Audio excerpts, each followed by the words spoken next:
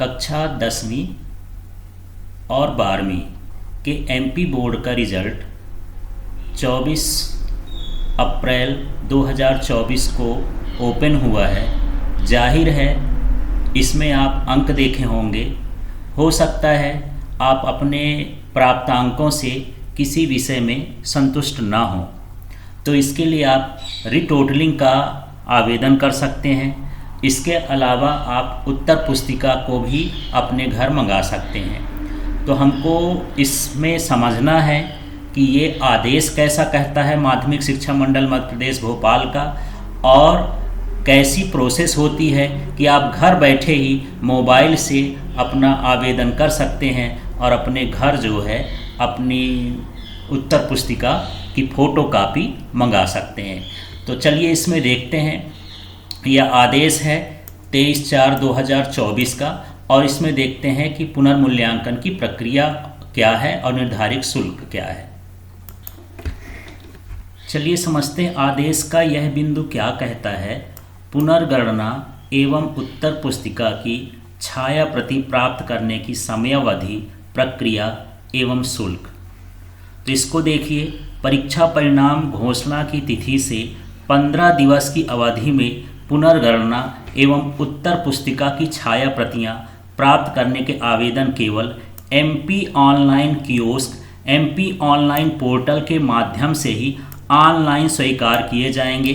किसी भी स्थिति में हस्तलिखित आवेदन स्वीकार नहीं किए जाएंगे। तो 15 दिवस का मतलब यही है कि 24 अप्रैल को रिजल्ट खुला है, तो 3 मई को 15 दिन होते हैं। तो ये मान के चलिए कि यह अवधि 3 मई तक है। तो 3 मई तक आपको आवेदन करना है, वो भी ऑनलाइन, एमपी ऑनलाइन से करना है, अपने मोबाइल के थ्रू करना है। उस प्रोसेस को मैं समझाऊंगा। इसके बाद दूसरा है, छात्र या पालक को दूरभाष माने टेलीफोन का नंबर, मोबाइल का नंबर और ईमेल आईडी दर्ज करना अनिवार्य होगा। ये 2 चीज़ें ज़रूरी हैं। यदि आपकी ईमेल आईडी नहीं बनी है तो पहले ईमेल आईडी बना लीजिए, और मोबाइल नंबर तो होगा ही, वो दर्ज करना अनिवार्य है। कैसे दर्ज करना है उसकी प्रोसेस में बताऊंगा। अगला है, उत्तर पुस्तिका की छाया प्रति प्राप्त करने वाले छात्रों को पुनर्गणना कराना अनिवार्य किया जाता है। उत्तर पुस्तिका छाया प्रतियों के आवेदित प्रकरणों के अंक, योग की त्रुटि या अमूल्यांकित प्रश्न होने की स्थिति में प्रकरणों में उत्तर पुस्तिका छाया प्रति प्रेषित करने के पूर्व ही त्रुटि सुधार किया जा सकेगा। तो यदि कोई बच्चा पुनर्गणना कराना चाहता है तो कोई दिक्कत नहीं है, लेकिन यदि उत्तर पुस्तिका मंगाना चाहता है तो उसको पुनर्गणना भी कराना पड़ेगा, तब फिर उत्तर पुस्तिका आएगी। माने दोनों फीस जमा करना पड़ेगा, पुनर्गणना की फीस भी जमा करना पड़ेगा और उत्तर पुस्तिका के छाया प्रति के लिए भी फीस जमा करना पड़ेगा। अब इसकी फीस क्या है उसको देख लेते हैं। तो देखिए, शुल्क का विवरण है ये। यदि आप पुनर्गणना कराते हैं, रीटोटलिंग कराते हैं, रीटोटलिंग में होता क्या है, जितने भी आप अंक पाए हैं केवल उसका टोटल किया जाता है, और यदि कोई प्रश्न ऐसा है जो चेक करने से छूट गया है, अमूल्यांकित है, उसको चेक किया जाता है। तो इसकी जो शुल्क है, एक विषय प्रति विषय के लिए कितना है, 200 है, और यदि आप ज़्यादा विषय कराते हैं तो उसके हिसाब से 200 का गुणा करते जाएंगे। मान लीजिए आप 2 विषय में पुनर्गणना कराते हैं तो 400 लगेगा, 3 विषय में कराते हैं तो 600 लगेगा, माने 200 का गुणा करते जाएंगे। साथ में उसका पोर्टल चार्ज भी लगता है, जो इसमें लिखा नहीं है, 25 रुपये है। अभी हम जब ऑनलाइन अभी देखेंगे तो उसमें समझेंगे। अब यदि आप उत्तर पुस्तिका मंगाते हैं, उसकी छाया प्रति मंगाते हैं, तो आपको 200 भी देना पड़ेगा, 250 भी देना पड़ेगा। मतलब एक विषय का आप यदि छाया प्रति मंगाते हैं तो यहाँ पर 450 रुपये एमपी ऑनलाइन की शुल्क होगी। चलिए अब इसको ऑनलाइन देखते हैं, प्रोसेस को कैसे करना है। तो सबसे पहले आपको इस तरह का गूगल सर्च पेज खोलना है, या तो मोबाइल में खोल सकते हैं या फिर कंप्यूटर में खोल सकते हैं, और इसमें टाइप करना है एमपी ऑनलाइन और साथ में टाइप करना है MPBSE। तो इस तरह से टाइप करना है। टाइप करने के बाद इसको सर्च करना है। सर्च करने के बाद ये वाली साइड देखिएगा, MP ऑनलाइन लिखा है, MPBSC MP online, MPBSC MP online, इस तरह का लिखा हुआ है। इसको हमें क्लिक करना है, ये यहाँ पर क्लिक कर देंगे। क्लिक करने के बाद इस तरह का पेज खुलेगा। इस पेज में यहाँ पर एक रेड वाला ब्लॉक है, ग्रीन वाला ब्लॉक है, ये ब्लू वाला ब्लॉक है। आपको फिर इसके बाद ये काउंटर बेस्ड फॉर्म है, इस पर क्लिक करना है, ये यहाँ पर क्लिक कर देंगे। इतना करने के बाद आप इसमें देखेंगे कि बहुत सारी चीज़ें यहाँ पर खुली हैं, लेकिन ये पॉइंट 2 में आपको ढूंढना है, ये पॉइंट 2 है। इस पॉइंट में लिखा है retotalling answer book request applications. तो यहाँ पर जो रिटोटलिंग है आंसर बुक का एप्लीकेशन फॉर्म की डेट है, ये स्टार्टिंग डेट कितनी है 24 अप्रैल और इसका एंड डेट कितना है 8 मई तक है। तो यहाँ पर 8 मई तक आप आवेदन कर सकते हो। रिटोटलिंग की रिसीप्ट भी आप यहीं से डाउनलोड कर लेंगे, ये भी 8 मई तक है और आंसर बुक की रिसिप्ट भी ये है। और कुछ दिन बाद माने 8 मई के बाद जो है आप इसके आंसर बुक रिटोटलिंग स्टेटस को यहाँ पर देख सकते हैं, इसी लॉगिन में जा कर के कि कितने नंबर बढ़े या घटे, या यहाँ लिख के आएगा नो चेंज। तो इस तरह से यहाँ पर स्टेटस का भी पता चलेगा, आपके मोबाइल नंबर ईमेल में आएगा, उसको आपको देखना है। तो चलिए ये वाली लिंक को अब क्लिक करना है, retotalling answer book application form, यहाँ हम क्लिक कर देंगे।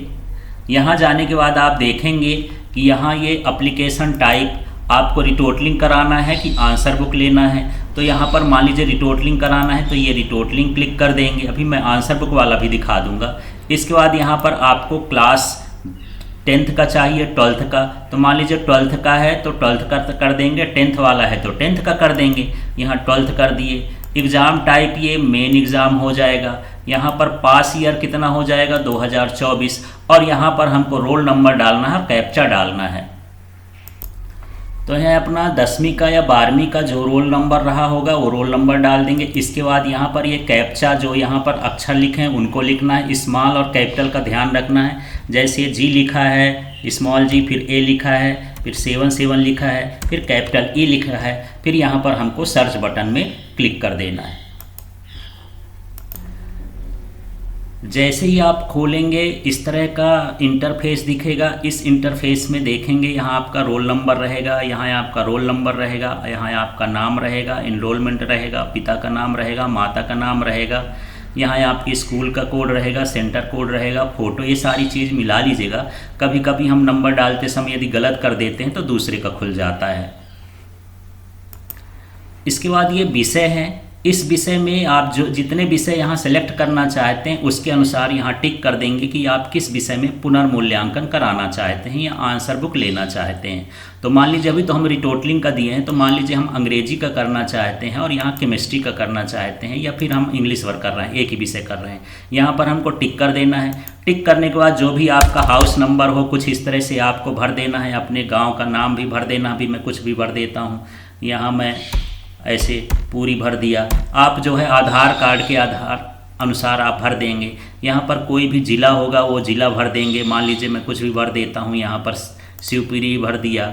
यहाँ मध्य प्रदेश है, यहाँ पिन कोड आप जो भी 6 अंकों का पिन कोड होगा वो आप यहाँ पर भर देंगे। इसके बाद यहाँ पर जो है अपना कुछ भी 10 अंकों का मोबाइल नंबर भर देंगे।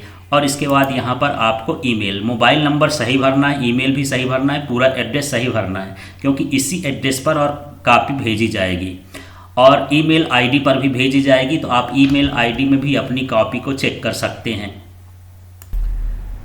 इतना करने के बाद यहाँ ईमेल एड्रेस आपको सही डालना है। ये सब डालने के बाद आपको यहाँ पर सेव बटन दबा देना है।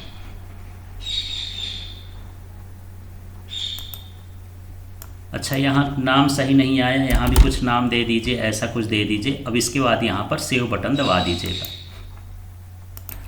जैसे ही सेव बटन दबाएंगे अपना ऊपर आपका डिटेल आएगा, नाम, पिता का नाम, माता का नाम, जन्म तिथि, रोल नंबर, ये सब आएगा। किस सब्जेक्ट के लिए आपने अप्लाई किया है ये आ जाएगा, आपका एड्रेस आ जाएगा, ईमेल आ जाएगा, ये सब मिला लेना है। यदि कुछ गलती हो तो आप बैक जा सकते हैं। इसके बाद आपको ये प्रोसीड वाली बटन में जाना है, तो यहाँ पर प्रोसीड में क्लिक कर देना है। जब आप प्रोसीड में जाएंगे तो ये पेमेंट वाली बटन आ जाएगी, और आप कियोस्क तो है नहीं तो आप ये सिटीजन वाले में जा सकते हैं। फिर इसके बाद यहाँ पर आप सबमिट कर सकते हैं। सबमिट करेंगे तो ये ऑप्शन आ जाएंगे नेट बैंकिंग। यदि आपके पास नेट बैंकिंग है तो उससे भी आप जो है भुगतान कर सकते हैं। यदि आपके पास एटीएम कार्ड है तो उससे भी भुगतान कर सकते हैं।